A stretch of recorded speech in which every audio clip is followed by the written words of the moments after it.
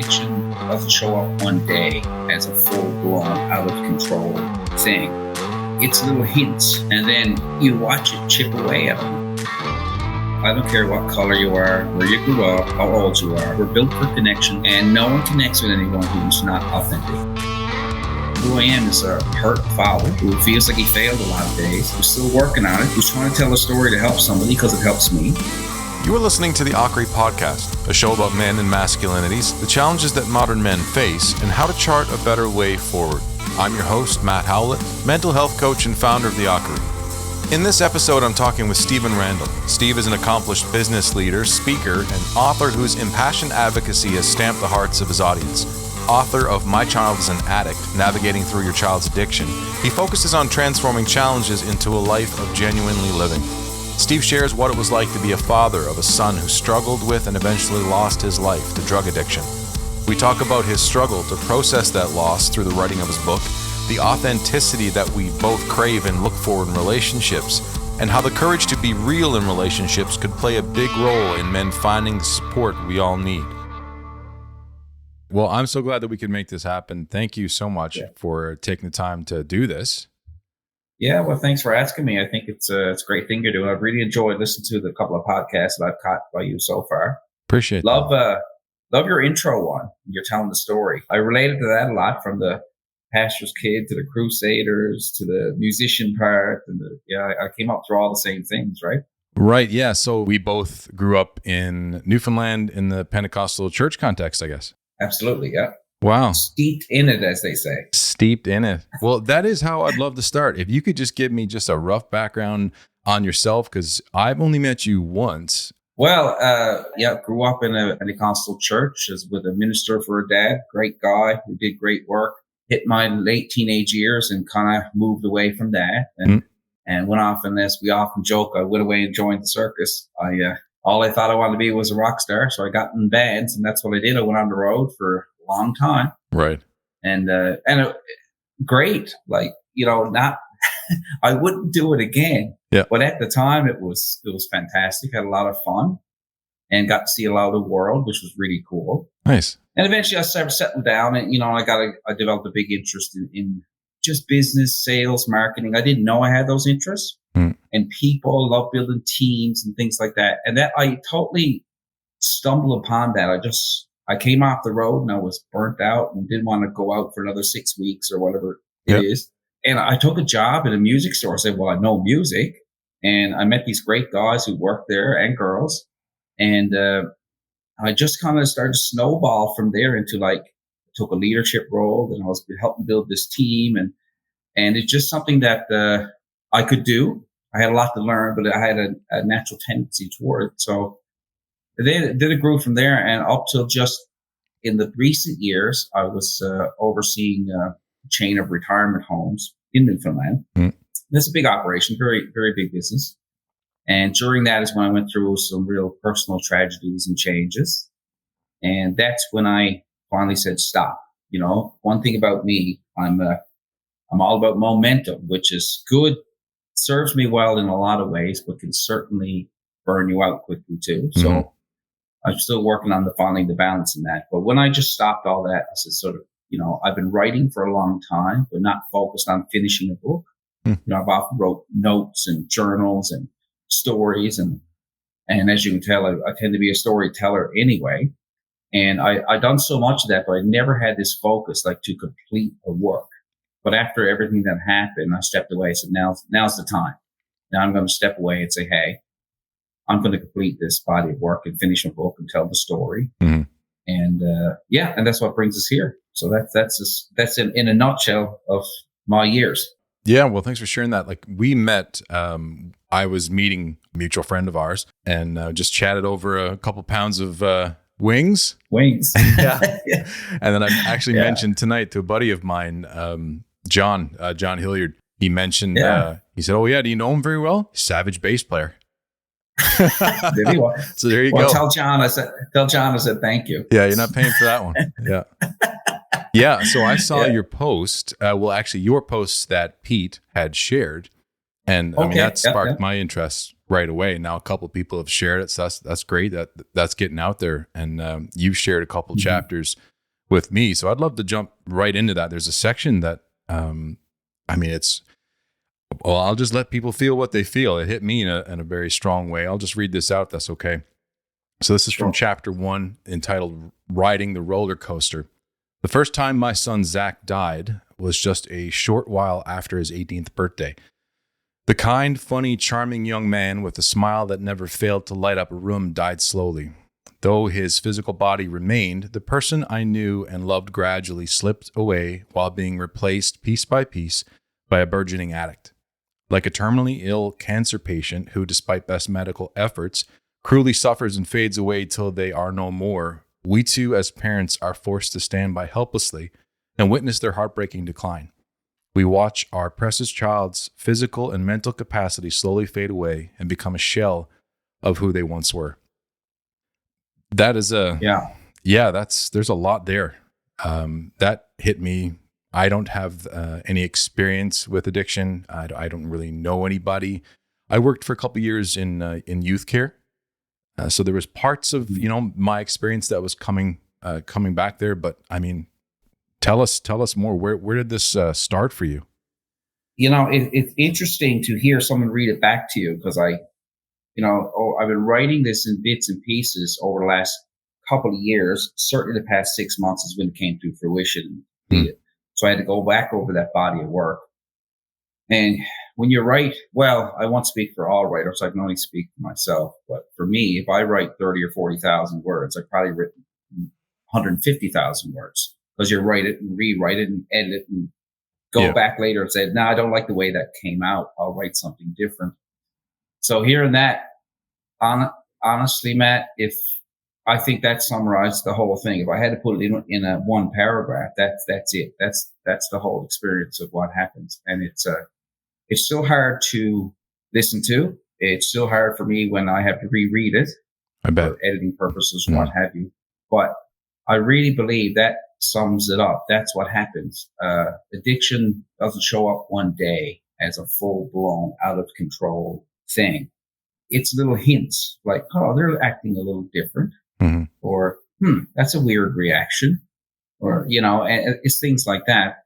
And then you watch it chip away at them. And all of a sudden that nice personality, or all the fun they have with friends, or people coming over, don't come over the same, or they're always going out now.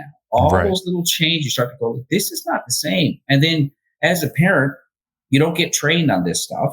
So all of a sudden your child's acting differently, and then you don't want to be overbearing, right? Mm-hmm. So you're like, well, maybe they're just growing up now, and I'm hoping I'm holding on to a 12-year-old, and I got to realize they're 16 now, and as parents can do.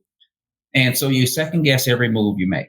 Right. And I've talked to, it's got to be hundreds now of people, and they tell me their stories, and I appreciate that. But I can tell you, as they're talking, I can finish their sentence. I don't, because they need to get it out. But the similarities are unbelievable. Right. It's like everyone has the same story. Yeah, it's a different person, and they get their own personalities that go with that. But you look at the underlying theme, it's all the same story. Yeah, I could see that with like grief is a big part of my story. Loss of my mother, loss of my father, both died to cancer. And when I hear other folks share their stories of, losing a loved one or losing a parent, it's there's definitely a lot of similarities, like what you're saying. Could you just give us a bit of a context of how your story started? Like, do you have more than one child? Was Zachary your only child? Like that, when you started to learn or notice the changes in his life, in your home life, around that time period, can you just like paint a picture for us of what that was like? He was my only child. So up to 17 and 18 years old, he was a superstar kid. We can all tell the stories. He loved playing hockey. He loved golf. He had a driver's license, girlfriend or two here and there. He worked at the local Walmart, then over to Burger King, and saved up his money. He was responsible with his money. And I felt like I kind of did a good job. I was having that sense of pride. Of course, I can brag to the neighbors about my kid because he's doing it. And he was talking about maybe he wanted to be a chef, and he had a couple different ideas. And so everything was doing exactly what you would hope your children do. And out of sheer luck, I suppose, he was just a pleasant person. You know, he was just an easygoing, happy person. He had lots of friends, got lots of good news stories. And I can remember very well the first time I saw some weed on his bureau in his room. It was only him and I lived together. It was just him and I. And I kind of went like, okay, you know, I played the band. I smoked lots of weed back in the day. So, I mean, stuff like that didn't freak me out. I was disappointed, but I had to go like, okay, you were this age. What were you doing? And I tried to be a bit cool about it. Yeah. Honestly, internally, I was bothered, but I had to go like, okay, let's like when you look at all the pros and cons. Well, he was hitting 9 out of 10. So I'm going like, am I really going to beat up? So, but we had a great open relationship, and man, I'll tell you, this one kid would never lie to you. He had no fear of telling you what was, which was great too. And so I did ask him about it. He kind of brushed it off. Dad, it's not something I do. Just, you know, I said, well, you know, just be careful of that stuff because, you know, just the gateway thing. I had that little talk with him. Right. Whether I really believed it all or not at the time, but just that, like, just be, you know, you're doing great. Don't let things get a hold of you that cause you to slow down on your good path. And that was all. It went great. And he was like, oh, don't worry about that, Dad, sort of thing. But it wasn't long before behaviors shifted. The first thing I noticed was that, as I keep talking about, he's a pleasant guy. It was attitude. Yeah, he was harder to get along with. And it was more those little shifts that, you know, they're what I call them now. I've learned to call them red flags. Right. It's like, okay, this is not the same. Like something big enough of a difference that you would notice it and question. Yeah. And now enough life has passed. I'm very aware of red flags. Little small I call them red flags. Those little indicators something ain't right. Right. And I think we all do that to ourselves, by the way, is that we rule them out. It's only a small thing. That's just me. And I did it when I saw those little behavior changes with him. Now, if I was reliving that today, knowing what I know now, I would 100% catch those red flags. Because now I see a red flag is not big or small. If it's a red flag, it's a red flag. Pay attention, there's something up. Yeah. It mightn't be the biggest thing, but it could be a huge thing on its way.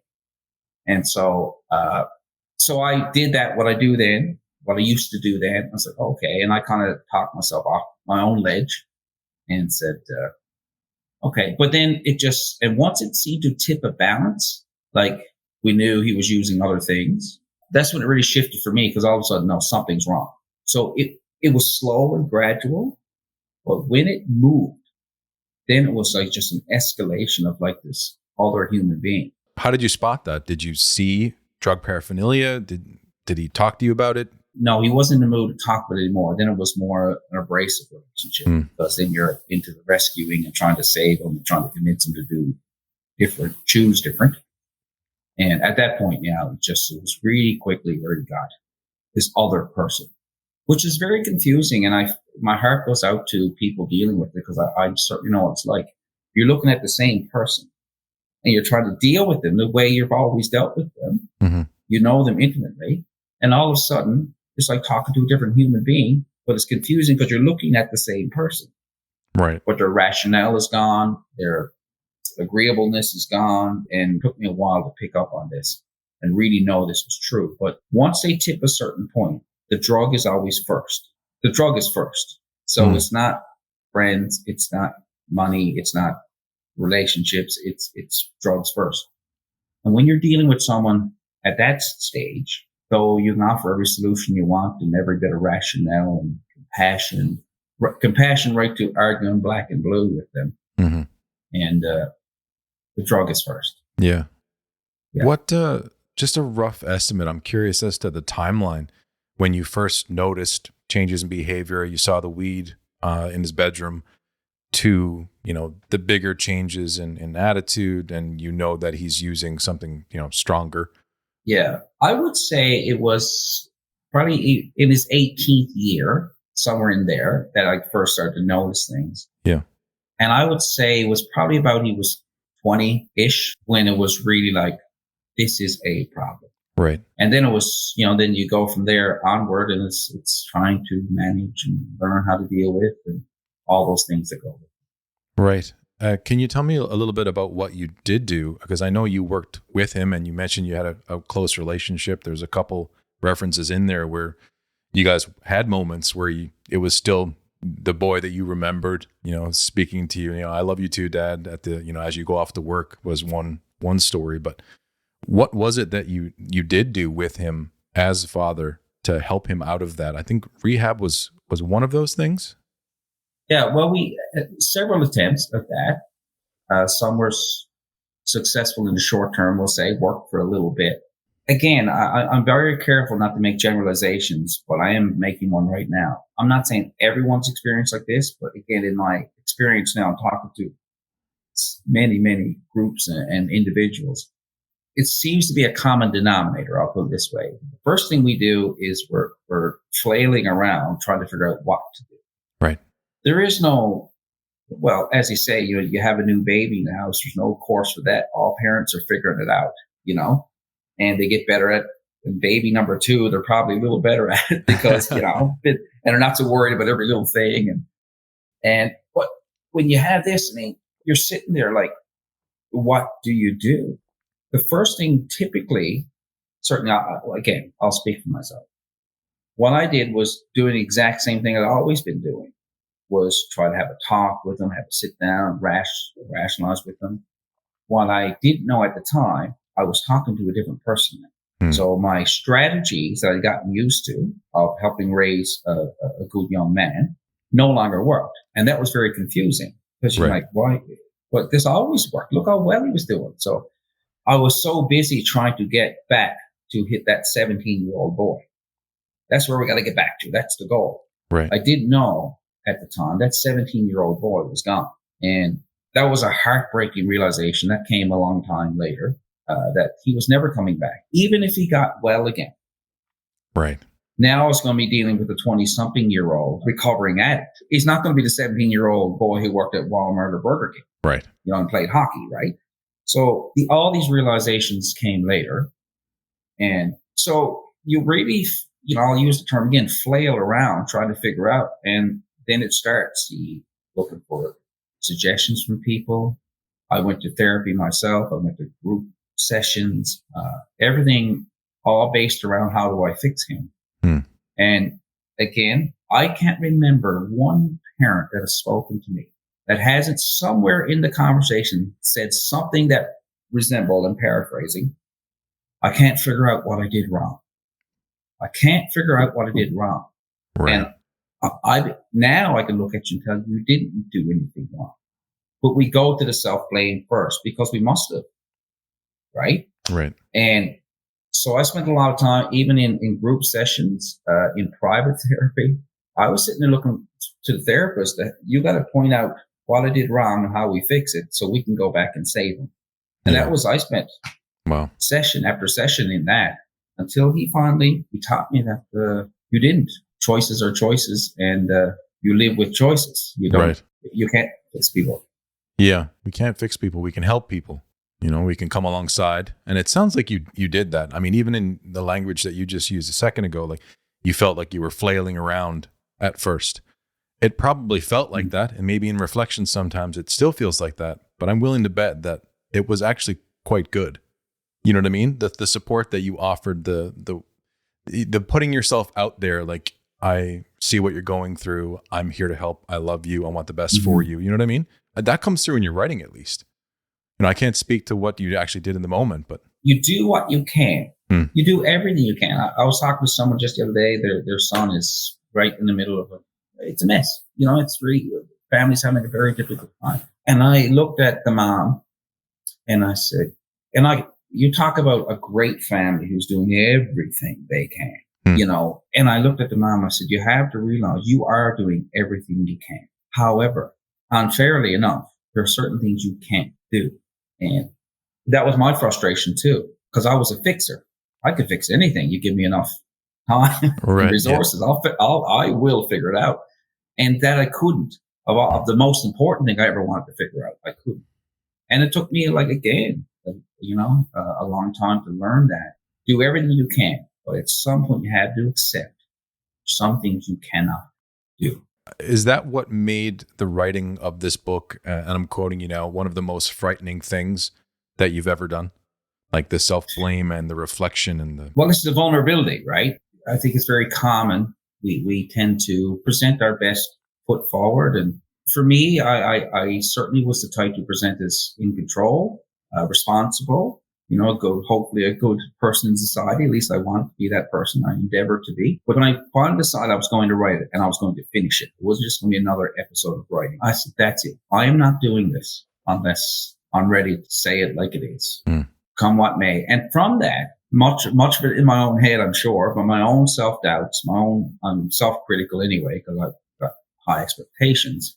I just imagined everyone who was much smarter than I criticizing what I wrote and thought he didn't know what he was talking about. So that was very difficult for me. That was the first part, just the whole self-doubt. Is anyone even going to care? Right. Is this something I should just journal and write and keep and be therapeutic for myself? And that's good too. And lots of people do that, as they should. And the second part that was probably making it the most frightening was as I wrote, I had to relive a lot of it. Though, as you know, it's not just a story about Zack's life. It's different sections of that, but there's a lot of that in there. But in the parts where I had to tell real stories, reliving it is not an enjoyable experience. Writing is a lonely experience. I need to be off on my own where I can concentrate and think. And then when you're reliving it, there's times that you couldn't get it out. There's other times you felt I was really flowing, right? Yeah. Like I'm getting the story out, I felt like it was pretty good, or coming out the way I wanted it to come out. And it's so personal, but I still feel like if someone came up to me and said, your story sucked, or that book was stupid, I'd almost feel like it was a personal attack on me and Zack, right? Right. That's because it's so personal. Of course. Again, despite that, I decided, come what may, I'm putting it out, and no regrets. And I'm super glad I did. Yeah, that resonates with me. Even in that first episode that you mentioned where I just told my story, I felt like if I'm launching this, so much of this is about me. Well, not about me, from my story. It's based on my experience. What I share with the men that I work with is a lot of my own experience. It's different from therapy. But what I was saying is that resonates with me a lot, because in that first few weeks where I was trying to formulate what it was that I did want to share, because obviously it's a Cole's Notes version. I'm 43, and that episode was about 17 minutes, right? So I shared the things that kind of stuck out to me the most, that were the hardest, the things that I learned the most from. But how did you, I know what it took for me to process that and get through that, to actually hit record and then stop editing at some point, because that was hard for me to do. There was definitely some pauses and things in there that I just needed to clear out a bit. But for the most part, it was unfiltered. How did you get to that point where you sent this to an editor and you're putting it on the internet?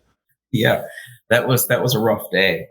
Well, to your point about your story, by the way, before I tell you that, I got to say, I think that's what engaged me the most, and I think that's what people want to hear. The old adage, people don't care what you say until they know how much you care. And I think you actually you became a real person, because that's, to me, though we had, lunch together before. But when I listened to your opening introduction, I went now all of a sudden I was really engaged. It's like, this is a great story. This is someone that's got something to say. And though I know, I get it. You feel like this is strange. I'm talking about myself. Yeah. But that's not to be discarded, because that's super important. Yeah. Because people want to know who they're listening to and if it's authentic and real. And you obviously proven that.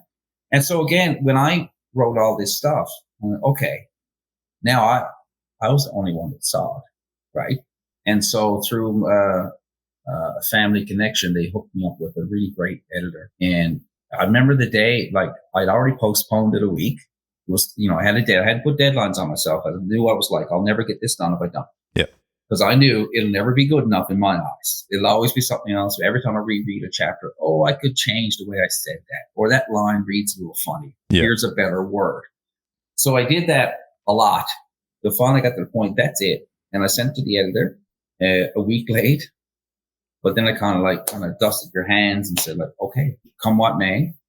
And then it came back for, say a revision, which was a godsend, because stepping away from it for a little bit, and then going back, I actually added a pile of more content, which beefed up a lot of the stuff I was doing through her suggestions. And I was like, okay, that's good. So all of a sudden, at that point, I actually started to enjoy, I was over the hump of like whether someone likes it or not. I was like, I just want to be the best that I felt like I could do. Yeah. And so when I did that, and that's the part where I actually for the first time started to read back through it as a book, not as picking myself apart and picking the story apart. Right. So even in your own mind, what you were doing is finally starting to become real in the outside world. I get that. Yeah. Yeah. Yeah. And then the last version, I knew what date it was coming back to me, and I was away from it for probably about 10 days. Then I got the full edited, done, ready to go designer manuscript back. And I sat down, I read it cover to cover, and I was like, okay, I've told the story and it's okay. Yeah. Not that it's, I'm a big reader, so I could easily go compare it to some great writer and go like, oh, I can't do anything close to it like that.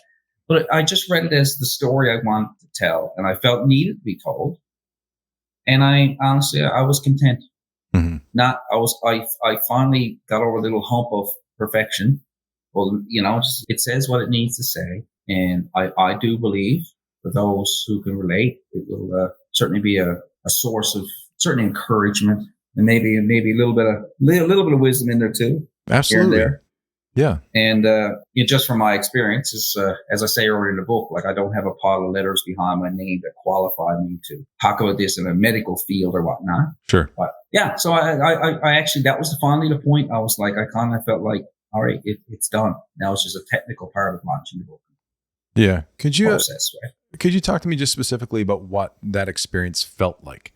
Because so much of what we get stuck in is the feelings of it all. Right? You are going over it. You think it's not good enough. You think people are going to question your credentials. You think people are going to question your authority.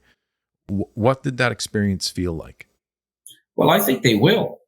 I think the problem was, for me, I was very much like, to your exact words, like, what, they're going to do this, they're probably going to do this, and why did you do this? Then someone said to me, well, they probably are. So what are you going to do? Quit? I'm like, good point. I'm doing it anyway. And that was a big weight off my shoulders, because I didn't realize how much time I spent in that, of the self-doubt. Mm-hmm. I always knew I had it. I wasn't unaware of it. But I think doing such a vulnerable project for me personally, it really welled up. And that's when I was like, holy cow, I really feel this now. Like, what are people going to say? Is this going to be any good? Or what if someone reads it that I really care about their opinion? They think it's, lousy. Yeah. Right? But, at the end of the day, I'd highly recommend it now, because once you go through it, you realize, what do you got to lose, really? Like, what are you hung up on, really? Yeah. So self-doubt, maybe a bit of fear, if I'm correct, like, or at least concern, worry of what others might say. More than a bit. More than a bit. Okay. I'm being nice, I suppose. Yeah. Well, I guess so your recommendation for everybody else to do it, or whatever it is that they're looking at, I suppose, not just to write a book, but like, why would you recommend that? And I think I already know the answer. I feel that I have probably the same answer as yourself, but what did that do for you to put that on paper, to go to the editor, to come back, to make the improvements on it, and to put that out into the world? You've already had some conversations. You mentioned you were talking to a mother, was it just recently? Or at least a family that's going through a similar situation. What did that process of putting your story out in the world do for you personally? Well, it is a good reminder of how valuable it is when someone brings their true, authentic self to a room, to a conversation, to a relationship. That's all anybody ever wants. I don't care what color you are, where you grew up, how old you are. That's all. We're built for connection, and no one connects with anyone who's not authentic. You can have a transactional relationship and have a nice conversation. I mean, I go into lots of rooms. I say hello to people and shake a hand and meet them, and that's it. Yeah, we have no relationship, and that's normal.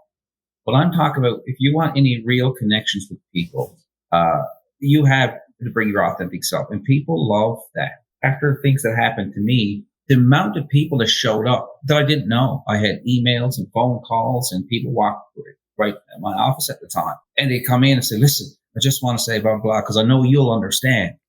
And they just dump out this very personal stuff. And just like, I said, wow, they were sitting there with that built up for who knows how long, because I was willing to say it out loud, put it on paper, what have you. People also felt like they had permission, like, okay.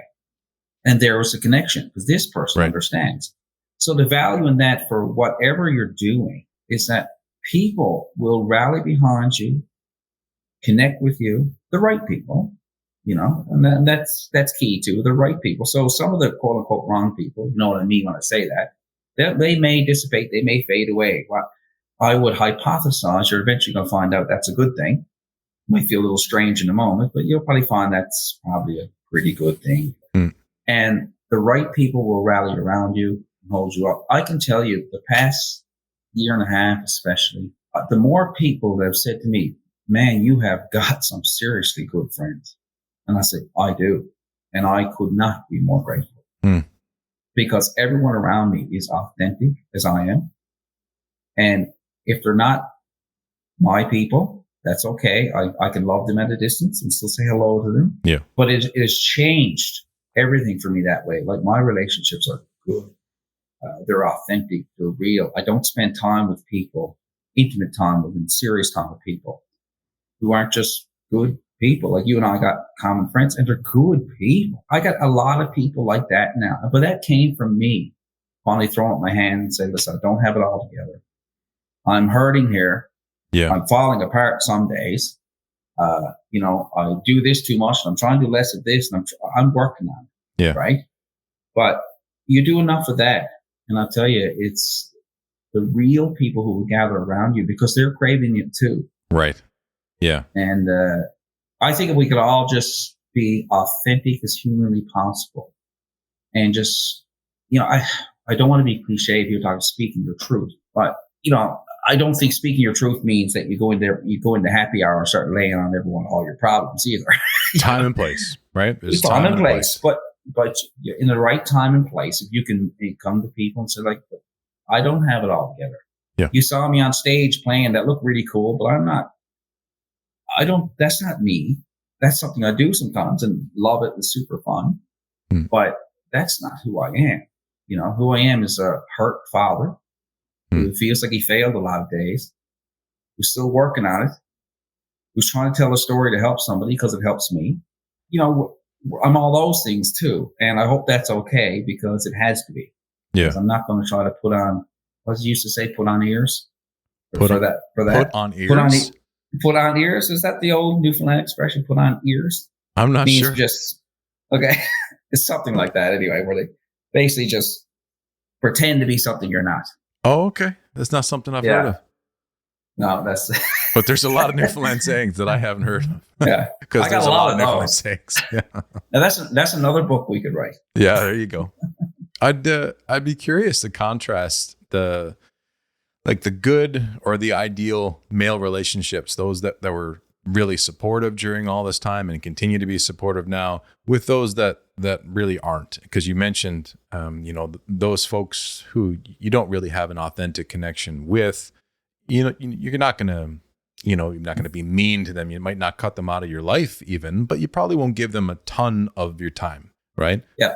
So what does that relationship look like? Because I believe that's the ideal. I believe that is one of the main reasons why I'm doing what I'm doing, to encourage men to take the risk, to be a little bit more vulnerable in their lives in general, but especially in their male relationships, because that's the only way that we can be authentic and get the support that we really need to be understood, to be accepted for who we are, and to be reminded in those relationships that who we are is okay, and we are okay the way that we are.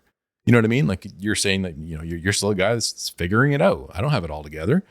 None of us really do, but we often want to seem as if we do. Right? Sure. So what is the ideal male relationship for you from your experience, with Zachary going through addiction and going through that loss and even now figuring out life, you know, after all of that. Well, I can tell you my core male friends is that I could call them anytime, day or night. There's nothing I couldn't say or ask, and they could do the same. And we're all sure of that. That is a beautiful thing. We're all sure of that. Like, come get me. I'm in a jam. Well, someone's coming to get me. You know what I mean? I wouldn't have to make a lot of phone calls. I'm okay.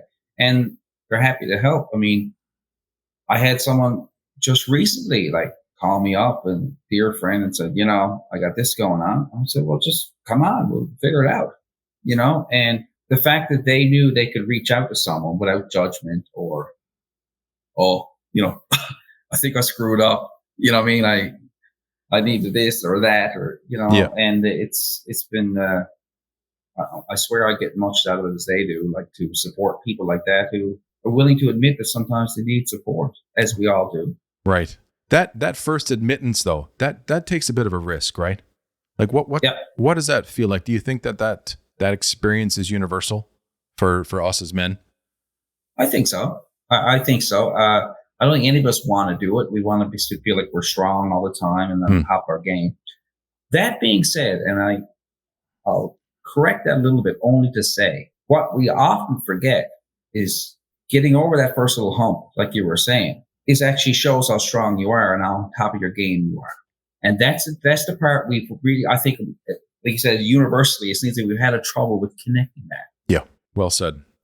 And I think you realize that is the part that you need to get past, because you realize that's when people really go like, the amount of people have said to me, and I say this humbly, and I mean it sincerely, oh, you're so resilient, you're so strong, you're so brave. When I was going through and saying what I was saying, I didn't feel any of that. I certainly didn't think, I think I'll go be strong today. I think I'll be extra resilient today. Like, this is feedback I got. Right. And I was like, thank you, but are you sure you're talking about me? You know, I used to have those feelings. And that's been the massive difference when I was kind of, I'll say, forced into it.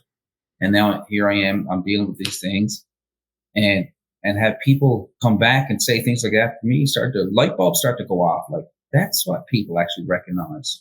As the strong guy I wanted to be, and we all want to feel like we're on top of our game all the time and leading the charge. And by the way, those are not bad traits. I'd love to see leaders, you know, but there's a difference in being a leader and being strong in who you are and being confident to being so caught up in your own self and hiding everything that's really going on that you're actually falling apart. You can carry a facade for so long, but you will fall apart in time. The cracks will show in time. Yeah. So it's when people can realize, yes, you can be strong, but being strong is not always just that facade. And I think that's the part we universally got tangled up a bit too much. Yeah. The second episode that I released was with my psychologist, Ron Johnson, and talking about his book, actually. It's entitled Balls, how men finding courage. Yeah, great title. I listened to it. Oh, that's great. Thanks, I listened. So Balls, men finding courage with, I'm going to mess up the order because I do every time. Men finding courage with work, women, words, and wine. And wine is a pseudonym for addiction. And he basically says, and I'm 100% paraphrasing, that when men don't show the courage to be vulnerable, to look inside, to process those feelings, it often leads to addiction. You know, when we're not willing to feel sadness, to feel fear, to, really dig into our experiences, face them and feel them and finish them, it often leads to things like that. Definitely. I was in therapy, private therapy. It had to be a year for the first time I ever said the word sad. My therapist actually looked at me and said, Steve, call it what it is. You're sad. You're sad that your past relationship fell apart. You're sad that your son is on. You're sad. Apparently, I had been talking about this week after week after week, and I'd never used the word. Yeah. I was like, well, I'm struggling with this, and I think there's a better way we can do this, all in the fix it mode. Right? Yep. And he said, "You're sad," and that was a breaking point for me, where I went like, I never said that word. He said, "You've never used the word." Yep. Because I had trouble admitting that was it. I was just, and now I have no problem using the word. Like, yeah. I'm sad that happened. Like, that makes me sad. Yeah, you're telling my story there now. To a certain extent, I was definitely, and I still am the fix it. That's my reflex. Yeah. You know, when my fiance, you know, is having a challenge at work or just anything at all, and not just people who are even that close to me, I want to be able to fix things. I want to be able to make things better. Right. And so I often avoided my feelings. I suppressed them and depressed them. Right. And end up feeling depressed because of it. Right. Like, but it's freeing. Like I tell men that it's truly, for one, it's empowering to recognize that, you know, I am an emotional being, right? I have emotions. And when you get to the place where you can own that, you can use them. You can use them because sadness is love-based, right? It tells you, I've lost something that, you know, I love, right? That's what it is, right? Because if someone says something to you that's mean, okay, well, that's like affecting your idea of yourself. Hopefully you love yourself. That's sad. You know, my mother was diagnosed with cancer. It was a surprise in January, and she passed in April. You know, at 56, I lost my mother at 56. And here I am now, you know, getting remarried, buying a house with my fiance, doing all these things that I would love my mother to be here for. And I have to tell my fiance, like, Dana, I'm sad. Like we just actually had an offer accepted on a house, and we're elated. We can't wait to live together. You know, It's a very happy time in my life. And my mother's not here. That's incredibly sad. That's she would very be sad. Yeah, she'd be over the moon excited.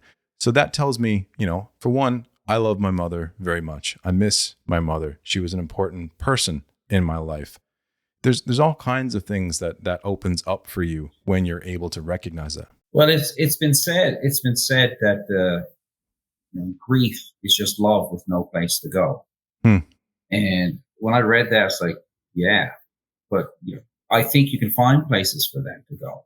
And you have, by just acknowledging to your fiance or whomever, when appropriate, I'm sad about that. But then you're processing. So you're not repressing all of these things, and which will come out. They're coming out, just probably in a bad way. They're going to show up somewhere. But the fact you can say it like, okay, well, we can be sad together that Mom's not here. And I'm very sorry for her loss. That's a tough one. Thank you. But because you can acknowledge it, you know, I'm sad, Mom. That's it. That's really unfair. And it is. But the fact you can say it, because you don't, and you bury it and you act like, well, I'm okay, you know, I'm a big boy. Yep. Well, the next thing you're going around ticked off that your mom is gone. 100%. And now it's coming out another way. And whatever, and everyone's different to how they react. But it's coming. And it's not coming in a good way. So more men, like you're saying, more men especially, no, should be too one-sided, I suppose, but it seems like men are a little more trained to be tough and the shell and 100%. You know? Yeah, that's a safe bet. The women we know generally are just way better at it, you know. So it comes a bit more naturally, you know. That's totally fair. Yeah, and then growing up, that's behavior they've learned that's okay. We learned that behavior mightn't be as okay. Exactly. I mean, my dad, a wonderful human being who taught us much, and always be grateful for him. We learn and continue to learn from him. But I mean, he was a tough guy. He was the guy's guy. He was a leader, fantastic speaker, like, you know, athletic, wrestled and boxed, and you know, he loved going in hunting and fishing. He was the guy's guy. I didn't have all of that. I had some interest in those worlds, but not like he did, right? And so, but you learn that behavior, like you got to be tough on top of things, and he was so good at that. And so when you come up, you think you got to emulate that, and I think a lot of men live that. Where it's just like, I think again goes back to what you're saying earlier. We sometimes lose the balance between we can lead and be strong and be all those things, but we still can be vulnerable in that and acknowledge who we are, what we're feeling. And honestly, I believe that actually rounds you out better and makes you stronger. Exactly. Vulnerability is strength. It takes courage, right? To stare at, you know, the deepest, darkest parts of yourself and sit there with your feelings. It's not an easy thing to do. And the bigger the feeling, the bigger the experience, like losing my mother was probably the biggest or the hardest thing I've ever been through outside of what happened with my first marriage. That's probably the hardest thing, because, mom didn't really choose that. You know what I mean? You know, the other situation was a choice, was something that, someone's decision hurt me, and, caused a chain of events in my life. But, for mom to get cancer and just be taken away from us, it was a completely different thing. And it took time. And there's still moments, like, even today, like I was just telling you, it's an ongoing process where that grief has to find, was it? Grief is just love looking for a home. Is that what you said? Grief is just love with no place to go. With no place to go. Okay. Yeah. But when it comes to that, again, I think it was 8 weeks of grief counseling. And so I signed up and did that, and very valuable experience. But in that, everyone can teach you something, but I certainly learned from that, like, maybe it's never going to stop completely with those waves of grief. I think you learn to manage them better. You should. We hope you do. You learn how to process them better. And I think the blows will soften over time. But I got over the part of saying, well, when I get over it, I don't run around expecting to get over my loss. Right. I'm working really hard at learning to live with it. And part of that, this goes full circle, was writing about it. Like, that's part of learning to live with it. Now I can take it and hopefully, do something good with it. Someone wrote me a really nice note just about 6 months ago. I certainly kept it. And they said, you can go honor his life now by making the most of your own. And that was profound to me. That meant a lot to me. It's like, yeah, I can do that. That I can do. That, and that, to me, going back to the fixer, the doer, that's something I can do. Yeah. And that was, I think they wrote it as a nice note and encouraged me, but I don't think they realized the impact that had on me. And that changed my whole thinking. But, okay, I'm going to finish this book. And I'm going to put this out. And vulnerable as it is, and critics be damned, and whatever, it's coming. And if it helps one, it'll be worth the endeavor. On that note, when will it be available? Is it available now, the full version, or I believe you're still doing some edits? Yeah, it is. So pre-orders are available right now. They just came out just a couple of days ago. So you can go to my site, StephenRandell.com, and the book is there. You can pre-order it now. It'll ship later in May. So that's happening now. So it's available on my site right now. By June, knock on wood, I can't control Amazon, but it should be on Amazon right around there. It's in the process, but there's approvals. Yeah. And listen, I haven't put a book on Amazon before, so there's a few steps I'm figuring out. So we're going from that to Amazon to an audiobook and whatnot. Eventually, be on the store shelf. So it's a process. But awesome. Right now, you can order it right now today on my website. Awesome. There's one more thing I'd love to hear your thoughts on that stood out to me from one of the chapters in your book.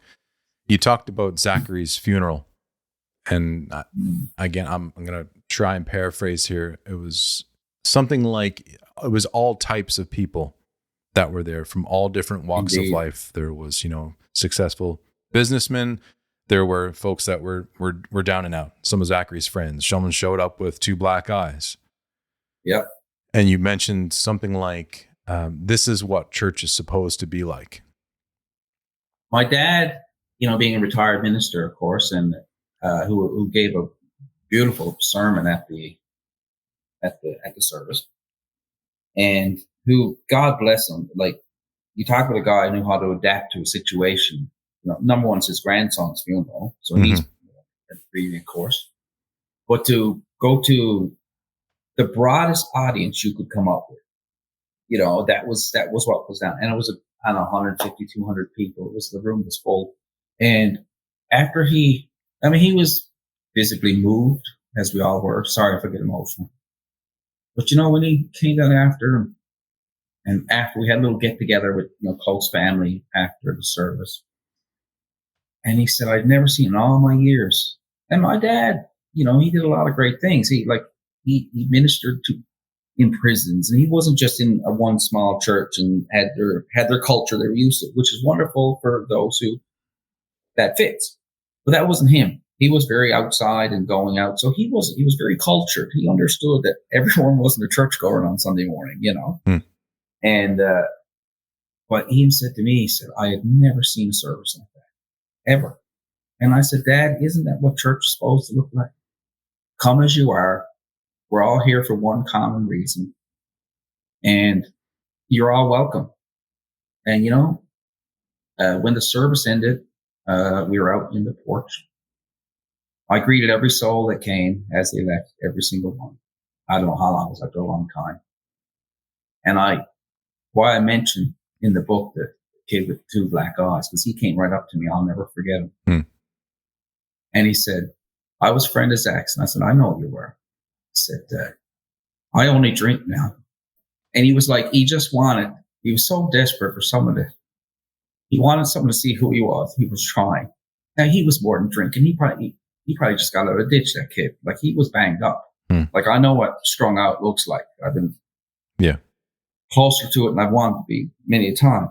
And I can remember, and I said, the fact that he came, come as you are. And he was right behind him. I happen to know someone who was a very successful person and a well-known person sitting right behind him. And I thought, like, isn't that interesting? We're all sitting together. No one's looking around. So why are they here? Who's that? And there were several stories that day along those lines. That one had a lot of impact on me. I've since followed up with friends of friends and tried to see how he's doing. And honestly, I don't know how he's doing anymore, you know, but that's a journey he's on, and we'll only wish the best for him. But in that room, all I could think, like, you know, we had people singing songs that weren't church songs, that's for sure. And we had some people sing a song that would be more of a church song. And we had different speakers we had people who talked on different topics. We had, like I say, people from every walk of life. Yeah. You know, I just remember just over to the side. It took me a few minutes when I was up giving the tribute to him. I looked down and I realized there were like 3 young fellas there. When I say young fellas, I'm going to guess 18, 19 kind of age. And there were 2 ladies with badges on, like, you know, they were chaperones. Basically, these guys were out on day passes. Right. So they had gotten passes so they could come to the funeral. It was an incredible room to be in. And we were all grieving, yet there was this other side of us, like, we're all together going, like, if we all could figure this out and get a lot of rooms like this going, I think we could heal a lot of things. Yeah. Yeah. And that point there is what stood out to me in that. Yeah. It wasn't about fixing church or fixing religion or, you know, any type of community-based program or nothing like that. It was just about the fact that when people are real, you know, when we come together and recognize that we're kind of all in this together, doesn't matter what stage you're at in life, how successful or unsuccessful you've been, it really doesn't matter. If we could all just be who we are and, you know, take that risk, you're not always going to be received well. But I fully believe that you have to choose vulnerability. You have to put yourself out there. You have to, you know, be courageous to form that relationship. And those types of relationships are the key to like a healthy, functioning, happy society, bar none. 100%. 100%. I think we make it a lot more complicated than it has to be sometimes. For sure. Yeah. Well, Steve, I appreciate you coming on. I feel like there's so much more that we could chat. I'd love to have you on again at some point in the future. I hope the book just blows up. I think what you're doing is helpful, and I think it's just the start. You know what I mean? I feel like we're at similar phases in a way. Like, you know, you're putting out your first book. Yeah. This is episode 3 or 4 of, you know, something that I've been building and thinking about for a while, and I wish you all the best, man. I love the feeling that I'm getting from you and from the book, and it's I think it can only do good things. Yeah, and that's the goal, right? And hats off to you. Thank you for having me on. I really appreciate that, and I know you're going to do great because of how you're approaching it. You're only great things to come. So I really appreciate letting me come on and chat for a while, and appreciate it. Let's hope we can reach out and together we can all do a little bit. Definitely. All right, brother. Thank you so much. All right, man. Take care of yourself. Yeah. Talk soon. All right. All the best. Bye-bye. Thank you for listening. I hope you found some value in this episode. If you have, be sure to share the Akkeri Podcast with a friend and subscribe wherever you get your podcasts. You can find the Akkeri on socials at The Akkeri and on the web at theakkeri.com. You can find Stephen and his book through his website, stephenlrandell.com. That's Stephen with a PH, and Randell is spelled Randell. You can also find him on social media at Stephen L. Randell.